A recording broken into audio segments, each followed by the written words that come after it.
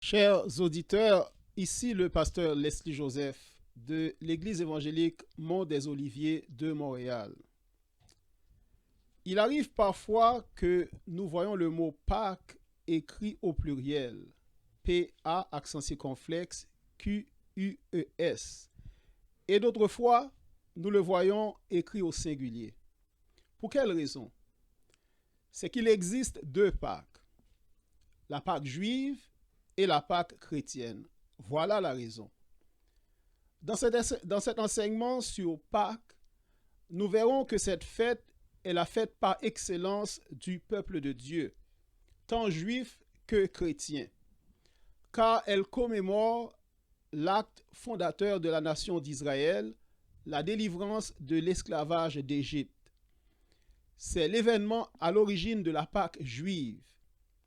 Mais en même temps, la Pâque juive annonce aussi une autre Pâque à venir, la Pâque chrétienne. En venant comme Messie d'Israël, Jésus prend part à la Pâque juive, mais par ses paroles et ses actes, il la dépasse, accomplissant pleinement le sens de ces éléments dans la Pâque chrétienne. Nous verrons par 5 grands points.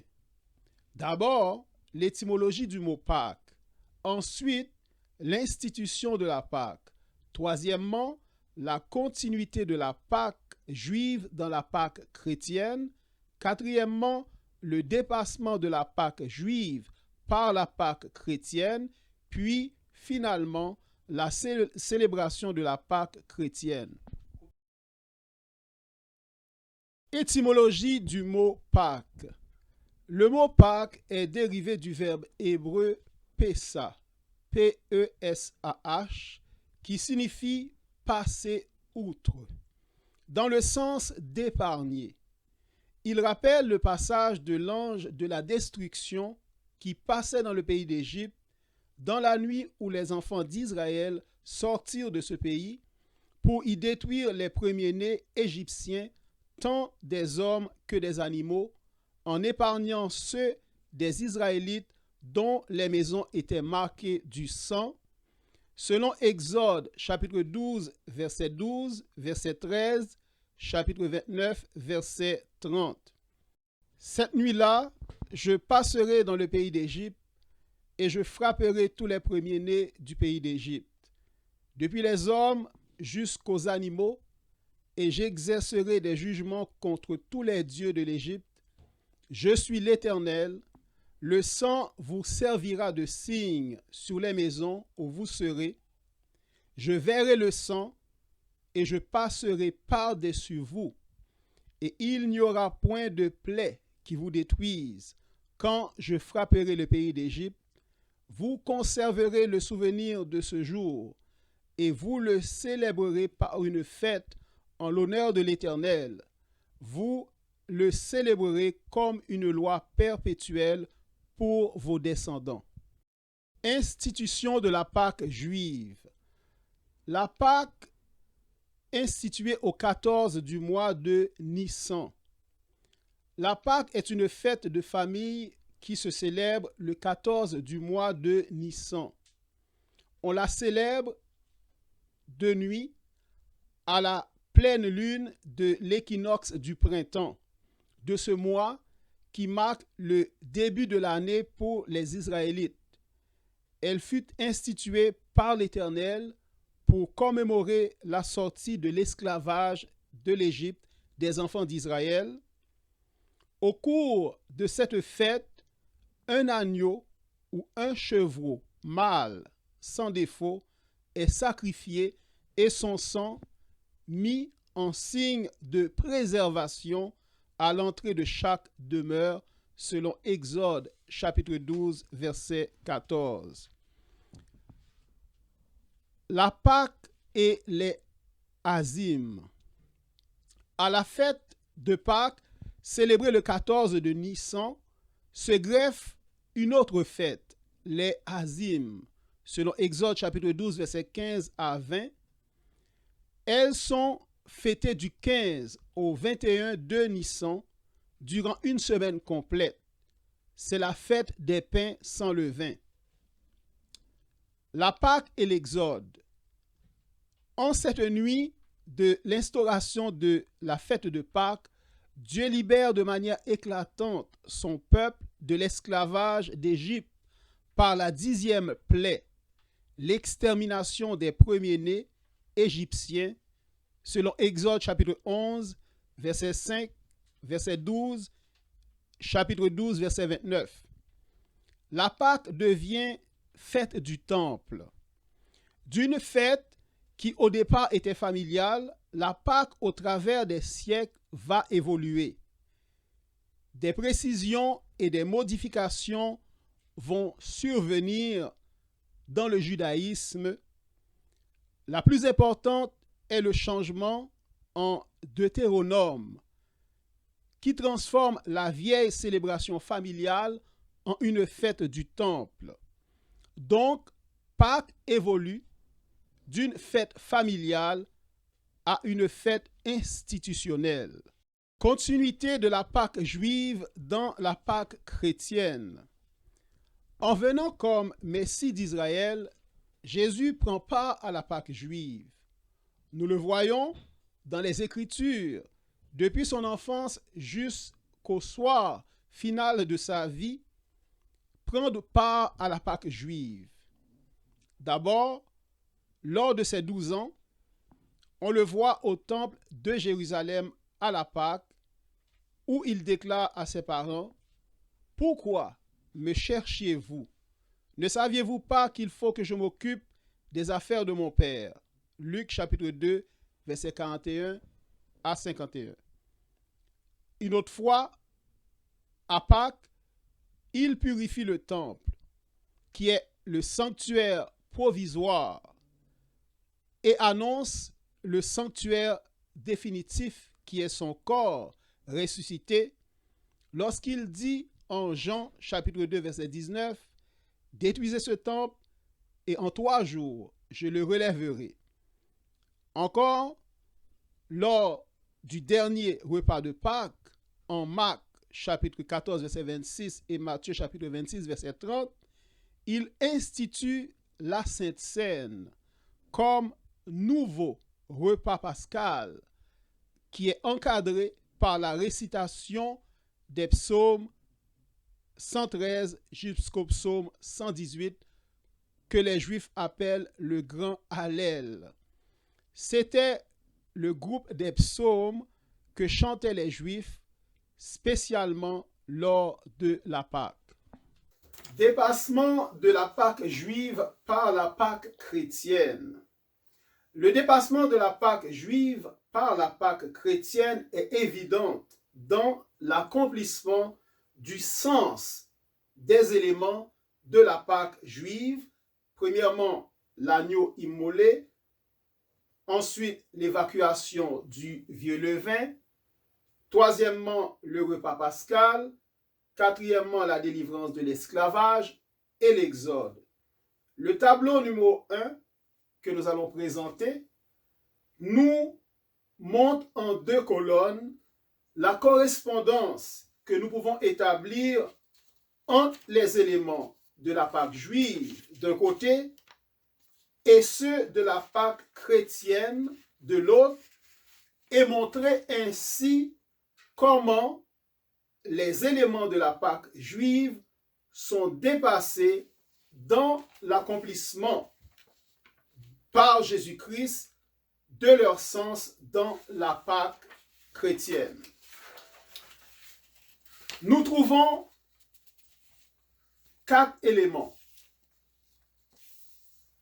Lorsque dans la Pâque juive, il est ordonné de sacrifier un agneau ou un chevreau sans défaut, qui procure la préservation des Israélites, nous voyons cette correspondance dans la personne de Jésus qui est présenté comme l'agneau de Dieu immolé pour le péché du monde, selon Jean chapitre 1er, verset 29 et 36.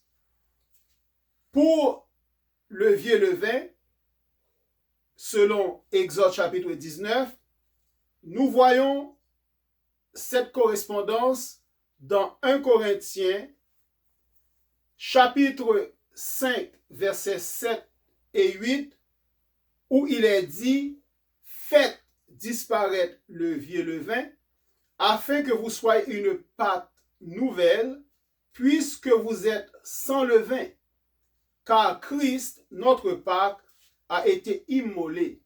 Célébrons donc la fête non avec du vieux levain, non avec un levain de malice et de méchanceté, mais avec les pains sans levain de la pureté et de la vérité. » Troisième chose, le repas traditionnel de la Pâque juive qu'on appelle le Seder. Un repas symbolique qui reproduit tout ce qui s'est passé la nuit de la sortie d'Égypte. D'abord, on y trouve du vin. Ensuite, on y trouve du pain sans levain, des légumes trempés dans l'eau salée, les herbes amères, et ces éléments, dans la Pâque chrétienne, sont remplacés par le repas de la Sainte Seine, où Jésus simplifie ce repas en ne conservant que deux éléments fondamentaux qui symbolisent son sacrifice, à savoir le pain, qui symbolise son corps, et le vin, qui symbolise le sang de la nouvelle alliance. Quatrième élément que nous voyons, une correspondance, c'est la délivrance de l'esclavage de l'Égypte, qui est une délivrance physique. Alors que dans la Pâque chrétienne, la correspondance est dans la délivrance spirituelle. Selon Jean, chapitre 8, verset 36, Jésus déclare aux Juifs, « Si le Fils vous affranchit, vous serez réellement libres. » Et pour terminer, un dernier élément que nous faisons correspondre de la Pâque juive à la Pâque chrétienne, c'est l'Exode, qui est un exode géographique dans la Pâque juive. Ils sont partis de l'Égypte vers la terre promise, selon Exode chapitre 13, mais dans la Pâque chrétienne, l'exode est spirituel, parce que c'est un départ du monde vers le royaume de Dieu, selon Jean chapitre 13, verset 1, chapitre 17, verset 16, chapitre 18, verset 36, Jésus déclare, « Vous n'êtes pas du monde, comme je ne suis pas du monde. » Et il dit que son royaume n'est pas de ce monde. Nous voyons par cette correspondance des éléments de la Pâque juive à la Pâque chrétienne, comment tous ces éléments sont dépassés dans la Pâque chrétienne par rapport à la Pâque juive. Célébration de la Pâque chrétienne. Nous avons vu dans la Pâque juive les éléments qui forment cette Pâque. Ce sont des éléments rituels. Et nous avons vu leur correspondance par les actes et les paroles de Jésus-Christ. La question maintenant est comment le chrétien doit-il célébrer la Pâque? Et nous avons vu que c'est une fête qui a évolué déjà dans le judaïsme et qui, à la venue de Jésus-Christ, évolue des éléments rituels vers des éléments spirituels. La Pâque chrétienne que célèbre-t-elle? Elle célèbre la passion, la crucifixion et la résurrection de Jésus-Christ. Puisque Pâques, comme nous l'avons dit au commencement, est la fête chrétienne par excellence, tant pour les Juifs que pour les chrétiens, comment le chrétien alors doit-il célébrer cette fête aujourd'hui? Car le Nouveau Testament nous enjoint de la célébrer selon les paroles de 1 Corinthiens chapitre 5 versets 7 et 8 où il est dit « Célébrons donc la fête, non avec du vieux levain, non avec un levain de malice et de méchanceté, mais avec les pains sans levain de la pureté et de la vérité. » Nous comprenons que la fête revêt maintenant un caractère spirituel et que nous ne sommes pas appelés à la célébrer sous la forme de l'Ancien Testament, mais sous une autre forme dans le Nouveau Testament. Cela implique donc de comprendre comment Christ, notre Pâques, a accompli le sens de la Pâque juive de l'Ancien Testament. Le chrétien d'aujourd'hui doit donc célébrer la Pâque non sous la forme de l'Ancien Testament, mais au travers de 3 formes nouvelles qu'elle a prises grâce à l'œuvre de Jésus-Christ. Premièrement, une forme dominicale. Deuxièmement, une forme annuelle. Et troisièmement, une forme eschatologique. D'abord, la forme dominicale. Contrairement à la façon romaine de compter le jour, qui est d'un lever du soleil à l'autre, les Juifs comptent le jour d'un coucher du soleil à l'autre.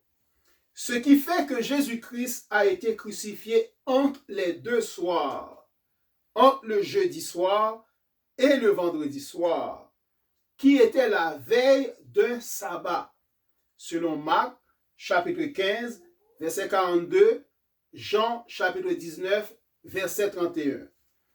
Jésus ressuscite le lendemain de ce même sabbat au 3e jour, qui est le premier jour de la semaine, selon Marc, chapitre 16, verset 2.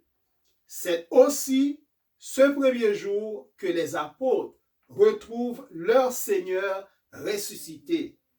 Il leur apparaît au cours d'un repas qui réédite la Sainte Seine, selon Luc chapitre 24, verset 30, et Marc chapitre 16, verset 14, Jean chapitre 20, verset 19 à 26.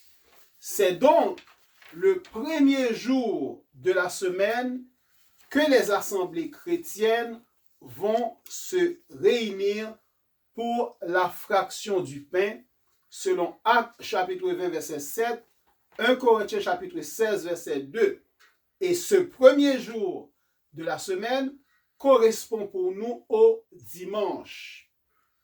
Car les Juifs comptent les jours par numéro, premier jour, deuxième jour, ainsi de suite.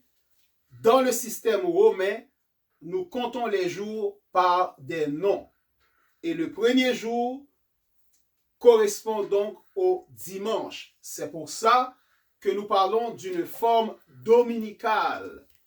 Ainsi, chaque fois que les chrétiens se réunissent pour prendre le repas de la Sainte Seine, ils célèbrent la Pâque. Et ce jour est devenu le jour du Seigneur, car il est ressuscité au premier jour qui correspond au dimanche. Donc, chaque fois que nous nous réunissons un dimanche, certaines églises vont le faire hebdomadairement, d'autres vont le faire mensuellement, peu importe la fréquence, c'est que ce jour est devenu un jour spécial parce que c'est celui-là, dans celui-là, que le Seigneur est ressuscité et il a institué un repas nouveau qui remplace le repas traditionnel juif qui est la Sainte Seine. Donc, en prenant ce repas ensemble, nous célébrons dans cette première forme la Pâque. Ensuite, il y a une Pâque annuelle aussi. Outre la Pâque dominicale, il y a aussi pour les chrétiens une célébration annuelle de la Pâque sous une forme nouvelle. Pour les Juifs, ils célèbrent la délivrance de l'esclavage d'Égypte et attendent le Messie libérateur national. Tandis que les chrétiens utilisent l'occasion annuelle de la Pâque pour fêter leur libération spirituelle du péché et de la mort en s'unissant au Christ vivant, ressuscité, et attendent son glorieux retour. Donc, à chaque année de la Pâque, les chrétiens célèbrent aussi Pâques, mais pour une réalité différente des Juifs. Les Juifs la célèbrent pour une réalité du passé et l'attente d'un avenir qui est irréalisable, alors que les chrétiens la célèbrent pour une réalité présente et l'attente d'un avenir qui va se réaliser. La réalité présente, c'est que les chrétiens sont en communion avec le Christ ressuscité et ils sont donc en marche pour le royaume de Dieu. Ainsi, le récit de l'Exode prend une profondeur nouvelle pour eux et correspond à ce que Pierre dit en 1 Pierre chapitre 1, versets 13 à 21, parce que ils sont le peuple de Dieu qui est en exil, qui marche les reins saints, au verset 13, parce qu'ils sont délivrés du mal et ils s'en vont donc vers la terre qui est le royaume de Dieu. La troisième forme que prend la célébration de la Pâque pour le chrétien, c'est la Pâque eschatologique. C'est celle qui se réalisera après le retour de Jésus-Christ. Alors, le mystère pascal s'achèvera pour les chrétiens par la mort, la résurrection, la rencontre du Seigneur. La Pâque terrestre prépare pour eux cet ultime passage vers la Pâque de l'au-delà, celle dont Jésus a parlé en ces termes. J'ai désiré vivement manger cette Pâque avec vous avant de souffrir, car je vous le dis, je ne la mangerai plus jusqu'à ce qu'elle soit accomplie dans le royaume de Dieu, selon Luc chapitre 22, versets 15 et 16. En célébrant les Pâques dominicales et annuelles, le chrétien ne doit pas perdre de vue qu'elles sont des préparations pour la Pâque eschatologique, celle qui doit nous réunir à notre Seigneur au banquet céleste, qui sera la plus merveilleuse de toutes les Pâques. Chaque fois que le chrétien célèbre une Pâque terrestre, il a un avant-goût de la Pâque eschatologique. En conclusion de notre enseignement sur les Pâques, la Pâque juive et la Pâque chrétienne, nous avons vu qu'il existe ces deux Pâques. La première commémore l'événement majeur de l'histoire du peuple d'Israël, la délivrance de l'esclavage de l'Égypte. La seconde commémore la passion, la crucifixion et la résurrection de Jésus-Christ.